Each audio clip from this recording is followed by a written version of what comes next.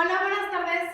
En esta sesión vamos a ver el tema de justificación de las fórmulas de perímetro y área, que está en el contenido de primer grado de secundaria en el segundo bloque.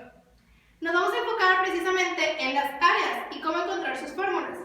Primeramente tenemos aquí un rectángulo, que como ya sabemos, la fórmula para encontrar el área de un rectángulo es área es igual a base por la altura. Aquí tenemos la base y de este lado tenemos la altura.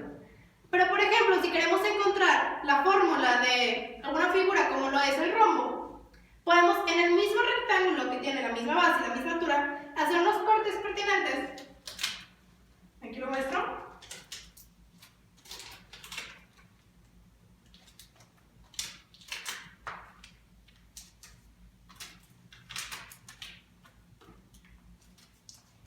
Para así encontrar la fórmula del rombo.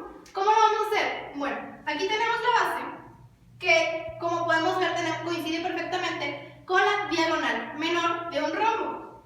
Entonces sustituimos principalmente en la base, en la fórmula del rectángulo. Base es diagonal menor. Ahora cambiamos la altura. Vemos que es la diagonal mayor de un rombo también. Entonces también sustituimos la altura por diagonal mayor. Pero como vemos ya nos ocupa todo el área que teníamos al principio en el rectángulo. Al contrario, se utiliza para formarse otro rombo de misma altura y de misma base. Esto quiere decir que a la fórmula principal que teníamos del rectángulo se va a tener que dividir entre dos para poder encontrar el área de un solo rectángulo, de un solo rombo, disculpa. Ahora pasamos a la fórmula del triángulo. Este triángulo, por ejemplo, aquí tenemos también otro rectángulo, que es base por altura. Volvemos a escribir la fórmula del rectángulo, que es área es igual a base por altura. Pero ¿cómo lo hacemos para encontrar la fórmula de un solo rectángulo? Aquí, como menciono otra vez, hago otro corte pertinente de diagonal, marcando una diagonal de vértice a vértice.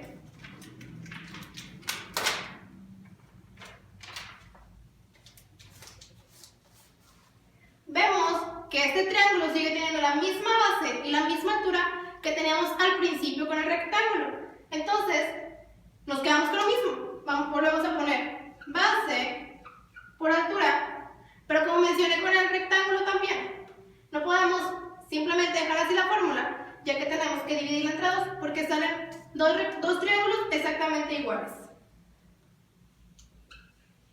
Entre dos. Y esta sería la fórmula para encontrar el área de un triángulo.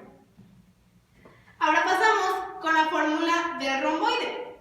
Aquí volvemos a tener el rectángulo, ya que la mayoría de las figuras parten del rectángulo.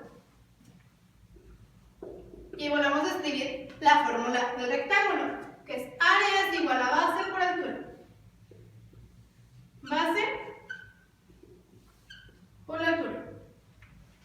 Pero lo que sucede en esta figura es que para transformarla en un romboide, simplemente hay que cambiar este triangulito que acabo de corté y se queda en esta figura. Vemos que sigue teniendo la misma base y sigue teniendo la misma altura que al principio teníamos en el primer rectángulo.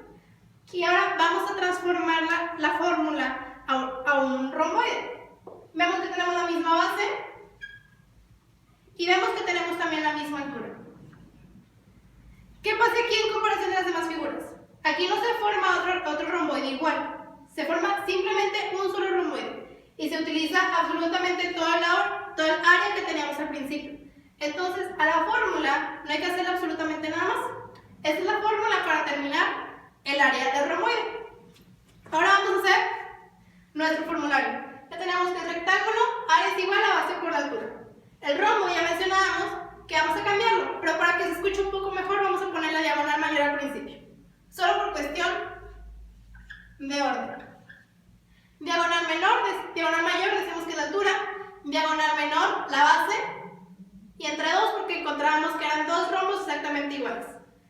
Ahora la del triángulo. Teníamos que la base por altura entre dos. Ya que nos salían dos triángulos de la misma altura y de la misma base que teníamos al principio con el rectángulo, pero exactamente nos salían dos, así que había que dividir entre dos. Y por último, el romboide. Encontrábamos que para sacar la fórmula, para sacar el área, se utilizaba la fórmula base por altura, ya que no se le necesita hacer absolutamente nada más para poder encontrar la fórmula de un solo romboide.